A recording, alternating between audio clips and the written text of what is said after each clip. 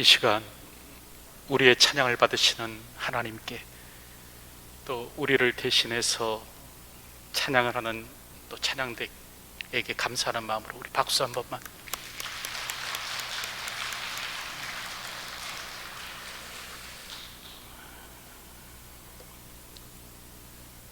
여러분들은 샘소나이트라는 가방 브랜드를 아시는지 모르겠습니다. 주로 여행용 가방을 만드는 회사인데, 비행기에 짐을 실는 일이 여간 고되지 않습니까? 그러다 보니까 노동자들이 이렇게 조심스레 실지 않고요, 짐을 던지는 경우도 많습니다. 그러다 보니까 가방이 파손되죠. 그래서 기내용 가방, 이 여행용 가방은 매우 튼튼하게 만들어져야 됩니다. 근데 이것을 잘 만드는 회사가 샘소나이트죠. 그럴 때 이 샘소나이트라는 상표가 어디에서 유래했는가? 바로 오늘 본문의 인물이죠, 이 삼손에게서 유래했습니다. 여러분, 그만큼 이 가방이 튼튼하다라는 그런 의미인 것이죠. 우리가 알듯 그 블레셋의 40년 통치 가운데서도 이스라엘 백성들이 부르짖지 않지 않습니까? 그럼에도 하나님께서는 구원자를 약속하시는데, 비욘드 언더스탠딩, 기묘자 되신 하나님께서 소라 땅 단지파에게 속한 한 부림의 가정에 말씀하는 겁니다. 내가 임신하여 아들을 낳으리니. 그러면서 이 아이가 이스라엘을 구원할 자라는 겁니다. 그럴 때 하나님의 사자는 이 아이를 나시린으로 키우도록 하시죠. 여기서 나시린이란 구별하다, 분리하다라는 말에서 나온 것입니다. 그 구별된 자, 성별된 자를 뜻합니다. 특별한 목적을 위해서 일정 기간 하나님께 구별되어 드려진 사람이 나시린입니다.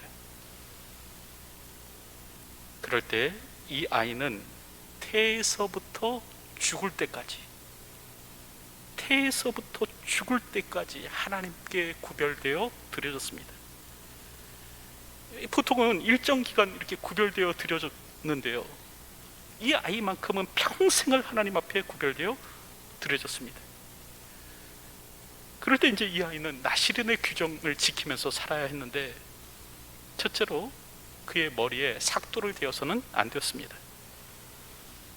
둘째는 이 포도주와 독주와 같은 이 부정한 것 먹어서는 안 됐습니다.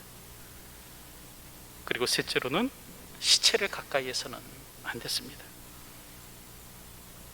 어쨌든 이 하나님의 약속대로 오늘 성경을 보면 한 아이가 태어나는데, 사사기 13장 24절의 말씀을 보면 그 여인이 아들을 낳으매 그 이름을 삼손이라 하니라, 그렇게 말씀합니다. 여러분, 성경을 보면 아버지뿐만이 아니죠, 또 여러 경우에는 어머니가 아이의 이름을 짓기도 했습니다. 그래서 이 사무엘이라는 이름도 한나가 지어줬습니다. 사무엘상 1장 20절을 보면 한나가 임신하고 때가 이르매 아들을 낳아 사무엘이라 이름하였으니, 그렇게 말씀합니다. 마찬가지로요, 이 마노아의 아내도 아이를 낳고 삼손이라 이름하였다라는 겁니다. 여러분, 그럴 때 이 삼손의 이름의 뜻은 영어로 써니, 다시 말하면 태양처럼 빛나는, 혹은 리틀 선, 작은 태양이라는 의미를 가졌습니다. 이 아이가 칠흑과 같이 어두운 이 사사시대에 밝은 빛을 가져올 작은 태양과 같은 아이다, 그런 의미인 것이죠. 그렇다고 한다면 그 부모의 바람대로 이 아이가 성장했는가? 여러분, 사사기 13장 24절을 보면 그 아이가 자라매 여호와께서 그에게 복을 주시더니, 그렇게 말씀합니다. 여러분, 이 아이는 하나님의 바람대로, 또 그 부모의 소망대로 이스라엘을 블레셋의 손에서 구원할 자로 잘 성장했는가? 오늘 부분을 보면 어느덧 청년으로 자란 삼손의 모습이 나오죠. 여러분, 그랬을 때 이 삼손이 드디어 적의 도시인 딥나로 내려갔다라고 말씀합니다. 여러분, 여기서 딥나는요, 본래는 그 단지파에게 할당된 도시였습니다. 그럼에도 불구하고 이스라엘 백성들이 이 딥나를 정복하지 못한 거예요. 그리고 이제 삼손 시대에 와서는 이 블레셋 사람들이 들어와서 살게 되었습니다. 이제 드디어 이스라엘의 작은 태양인 삼손이 이 블레셋 사람의 손에서 딥나를 빼앗고 차지할 것인가? 오늘 성경을 보니까요, 그런데 삼손이 이 딥나로 내려가서 엉뚱한 일만 했다는 겁니다. 이스라엘을 구원할 사사로 일한 것이 아니라 블레셋 여자들을 그냥 쳐다봤다는 거예요. 그리고 한 여자와 결혼하기로 합니다. 그리고 부모에게 얘기하죠. 내가 딥나에서 블레셋 사람들의 딸들 중에서 한 여자를 보았사오니 이제 그를 맞이하여 내 아내로 삼게 하소서. 여러분, 당시 결혼은요, 양가 부모의 혼약에 의해서 이루어졌습니다.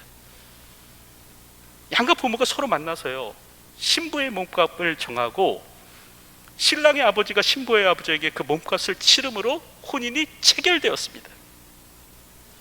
그래서 삼손이 그 부모에게 얘기하는 거예요. 이제 그를 맞이하여 내 아내로 삼게 하소서. 여러분, 그럴 때 이 문장을 히브리어 원문으로 보면요, 여러분, 명령형 형태로 기록되어 있습니다. 다시 말하면 삼손이 부모에게 허락을 구한 것이 아니라 아주 투박하게, 또 어떤 면에서는 무례하게 명령조로 결혼을 좀 성사시켜 달라고 그렇게 말한 겁니다. 그러자 부모가 만류하죠. 3절 보면 내 형제들의 딸들 중에나 내 백성 중에 어찌 여자가 없어서 내가 할례 받지 아니한 블레셋 사람에게 가서 아내를 맞으려 하느냐. 여러분, 여기서 할례는 하나님의 백성의 징표입니다. 창세기 17장을 보면 하나님께서는 아브라함에게 할례를 행할 것을 말씀하세요. 이 할례를 행하지 않는 자는 백성 중에서 끊어질 것이다 하십니다.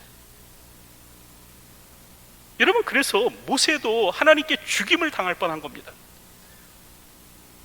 출애굽기 4장 24절을 보면 모세가 길을 가다가 숙소에 있을 때 여호와께서 그를 만나사 그를 죽이려 하신지라, 그렇게 말씀하는데 하나님께서 모세를 죽이려고 하셨다는 거예요. 왜 그런가? 바로 할례 때문입니다. 이 모세가 미디안과의 여인 사이에서 낳은 그 아들들에게 할례를 행하지 않은 거예요. 여러분, 이처럼 할례는 이스라엘 백성들에게 목숨과 또 같은 아주 중요한 것이었습니다. 언약 백성의 표지예요.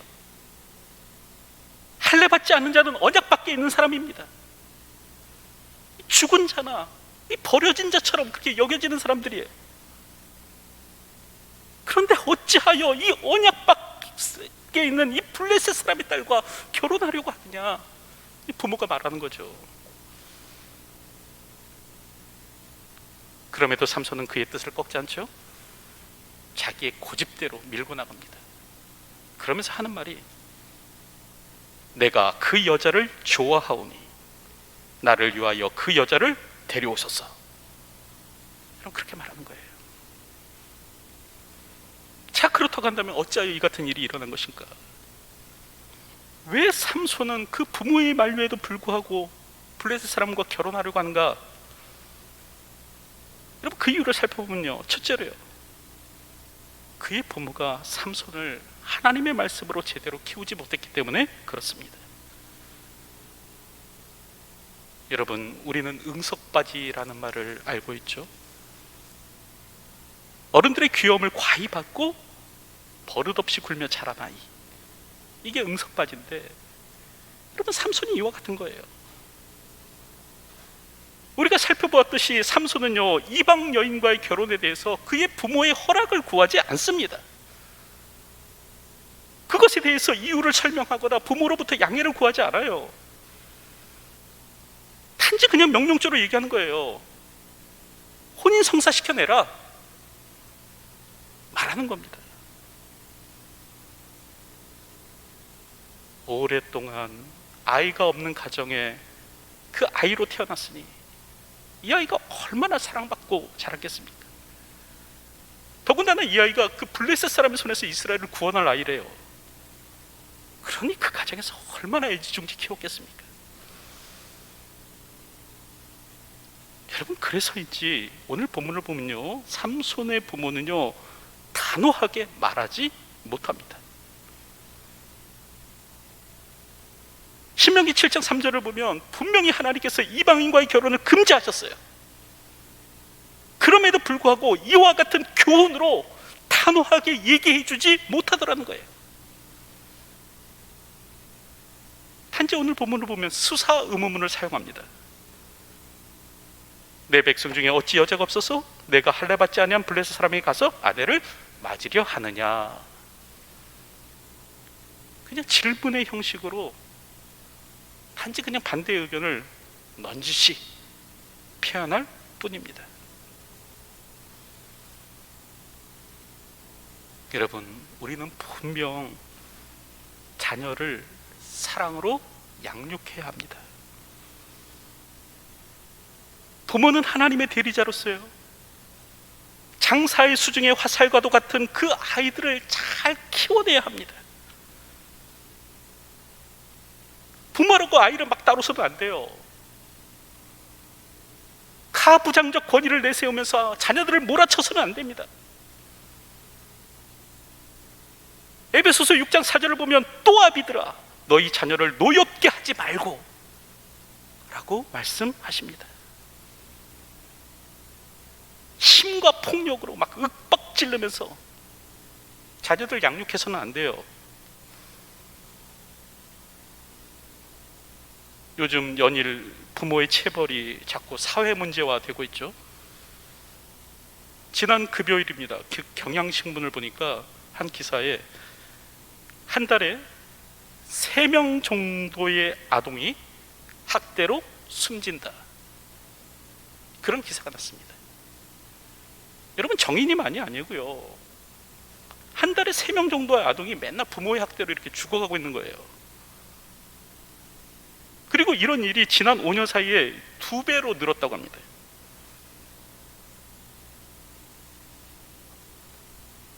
아이는 감정의 쓰레기통이 아닙니다.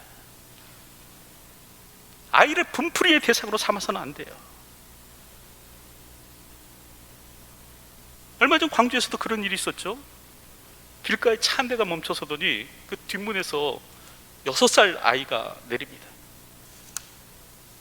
잠시 후 운전석에서 40대 여성이 내리더니 이 아이를 무차별적으로 폭행하는 거예요.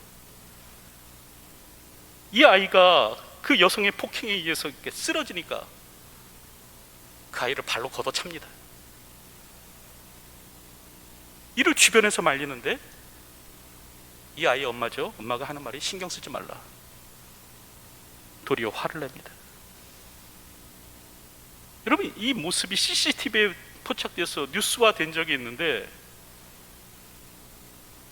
여러분, 아이는요 내 것이 아닙니다. 내 소유가 아니에요. 내가 낳았으니 내 것이다? 아닙니다. 하나님께서 잠시 내게 맡겨주신 소중한 선물이에요. 그러므로 내 마음대로 해도 되는 게 아니에요. 특별히 아이를 훈육할 때 여러분, 폭력 절대 안 됩니다. 폭언도 하지 마십시오.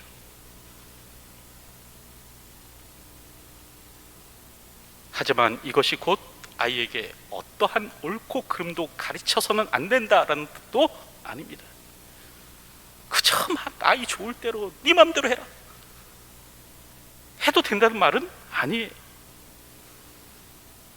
여러분, 체벌은 안 되지만 아이에게 옳고 그름에 대해서 분명하게 가르쳐 줘야 됩니다. 무엇이 선이고 무엇이 악인지에 대해서 알려줄 수 있어야 돼요. 무엇이 하나님의 뜻이고 무엇이 하나님의 뜻에서 어긋나는 것인지 분명하게 얘기해 줄 수 있어야 됩니다. 여러분, 그래서 에베소서 6장 4절을 보면 오직 주의 교훈과 훈계로 양육하라 말씀하지 않습니까? 폭력은 안 되지만 방임도 안 됩니다. 성경은 마땅히 행할 길을 아이에게 가르치라, 그리하면 늙어도 그것을 떠나지 아니하리라 말씀합니다. 마땅히 행할 길을 아이에게 가르치라는 거예요. 여러분, 그런데 오늘 본문을 보면 마노아의 가족은 이 일을 하지 않습니다. 그렇다고 한다면 오늘 우리는 어떻습니까? 오늘 우리는 마땅히 행할 길을 아이에게 가르치고 있습니까? 물론 아이에게 가르칠 때 여러분 고함치지 마십시오. 위협해서는 안 됩니다. 폭언하지 마시고요, 폭력 사용해서는 안 됩니다. 얼마 전 그 정신과 의사인 오은영 박사가 그 뭐 TV 프로그램에 나와서 그런 말을 하던데요. 다른 사람을 때릴 권리는 그것이 부모일지라도 없습니다. 여러분, 그런 말을 했어요. 다른 사람을 때릴 권리는 그게 부모일지라도 없다는 거예요. 특별히 폭력에는요, 여러분, 중독성이 있다고 합니다. 그래서 아이를 때리면 계속 때리게 된대요.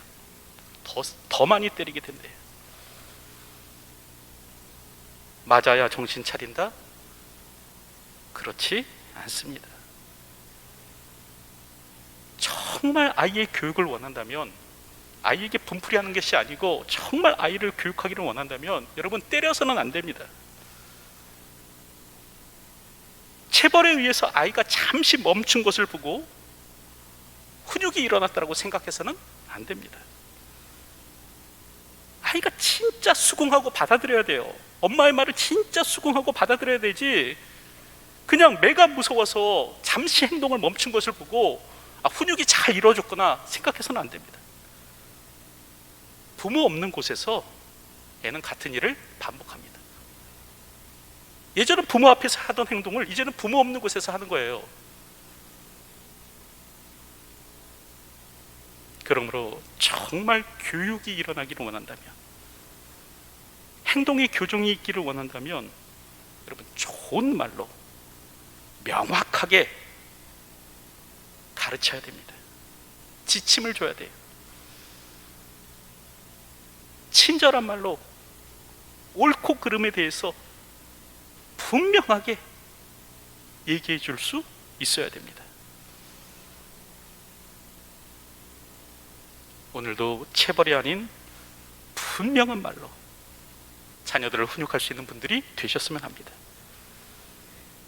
위협이 아닌 명확한 말로 옳고 그름에 대해서 말해 주십시오. 그러면 늙어서도 그 길을 떠나지 않을 것이다 말씀하십니다. 둘째로 삼손이 왜 이방 여인과의 결혼을 고집했는가?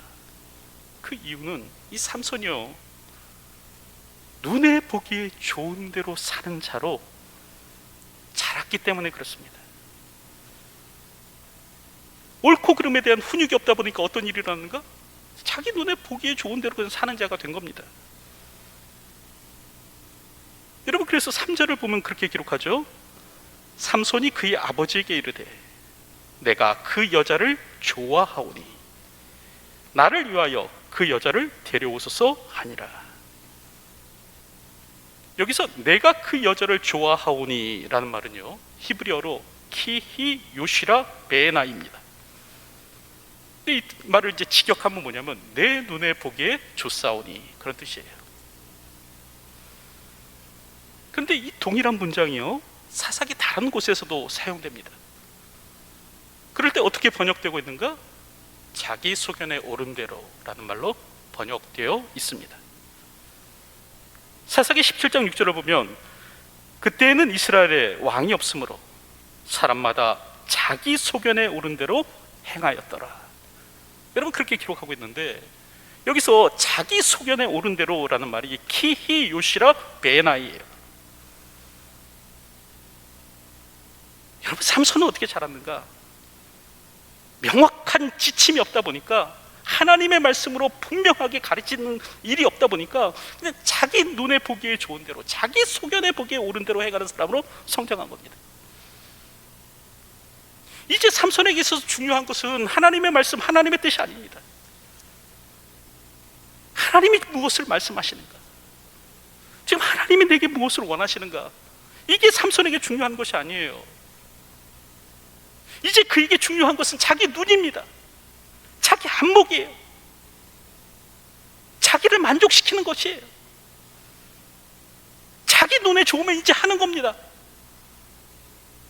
이제 자기 소견에 오르면 그냥 하는 거예요.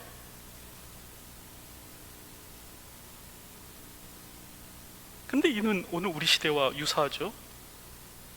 여러분, 오늘 우리의 시대의 특징이 뭡니까? 하나님의 뜻을 찾고 구하는 것이 아닙니다. 성경이 무엇을 말씀하시는가? 성경이 무엇을 명령하시는가? 우리는 생각지 않아요. 오늘 우리들에게 있어서 보다 중요한 것은 무엇인가? 인간의 자유와 권리입니다. 나의 욕망을 충족시켜줄 자유, 나의 욕구대로 행할 수 있는 권리,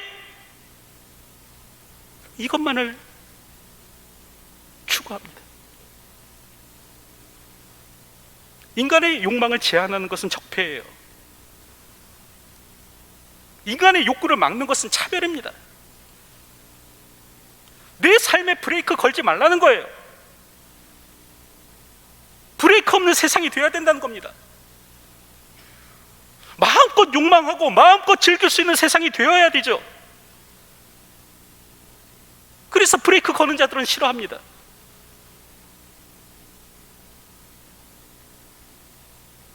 여러분, 그러나 오늘 우리가 꼭 알아야 될 것이 무엇인가? 욕망대로 살면 망한다라는 겁니다. 욕구대로 살면요, 망해요.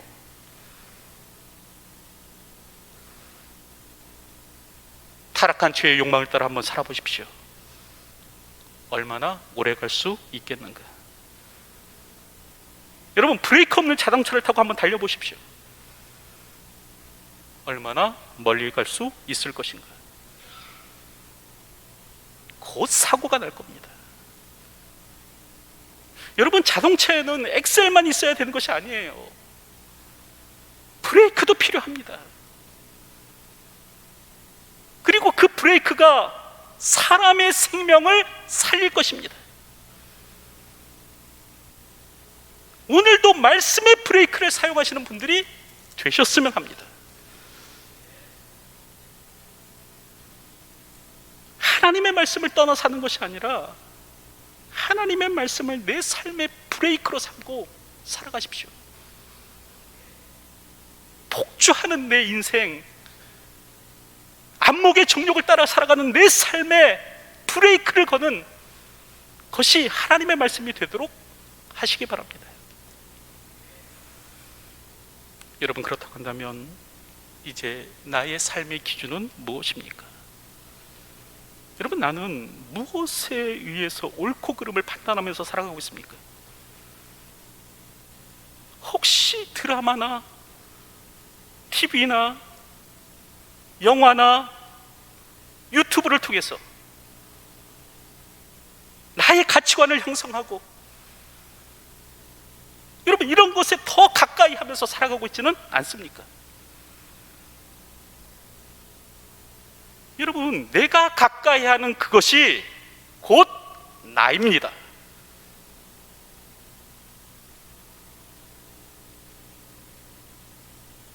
잠언 3장 2절을 보면, 내 아들아, 완전한 지혜와 근신을 지키고 이것들이 내 눈앞에서 떠나게 하지 말라.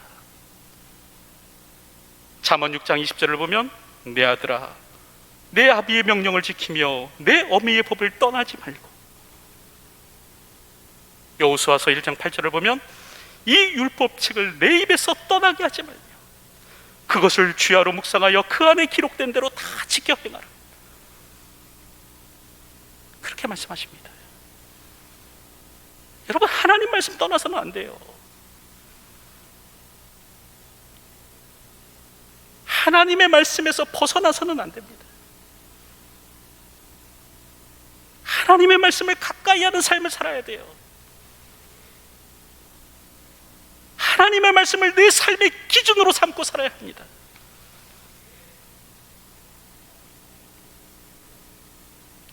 오늘도 하나님의 말씀을 나의 삶의 기준으로 삼고 살아갈 수 있는 저희들이 되었으면 합니다. 이제 말씀을 맺으려고 하는데, 여러분, 삼손은요 이스라엘의 구원자로 부름을 받았습니다. 그래서 성결된 삶을 살아야 했어요.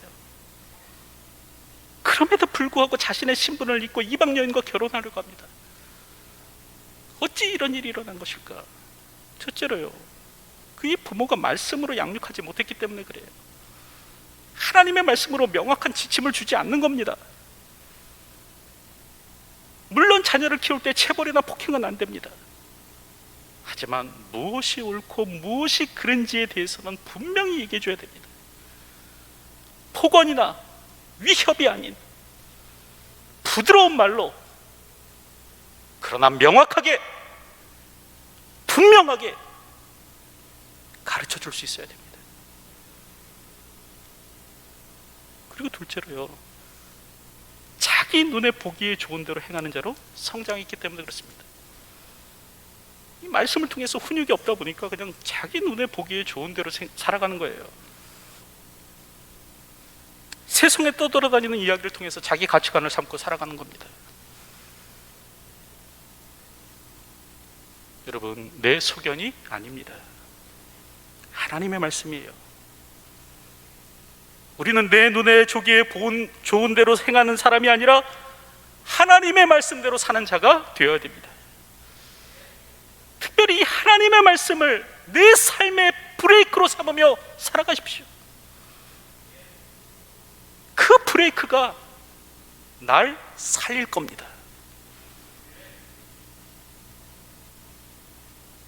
오늘도 이것을 기억하며 하나님의 말씀을 더 가까이 하며 살아가는 저와 여러분의 삶이 되시기를 주님의 이름으로 축원드립니다. 기도하겠습니다. 오늘도 어두운 이 시대를 살아간다고 할지라도 하나님의 말씀을 삶의 기준으로 삼고 이 땅을 살아가는 저희가 되게 하여 주시기를 소원합니다. 하나님의 말씀을 마음 가운데 새길 수 있는 자가 되게 하여 주시고 늘 하나님의 말씀을 가까이 하는 삶을 사는 저희가 되게 하여 주시옵소서. 특별히 오늘 우리에게 선물로 주신 자녀들을 말씀으로 잘 양육하는 저희가 되게 하여 주시기를 소원합니다. 부드러운 말로, 친절한 말로 그들에게 하나님의 말씀의 명확한 지침을 들려줄 수 있는 저희가 되게 하여 주시옵소서. 예수님의 이름으로 기도하옵나이다. 아멘.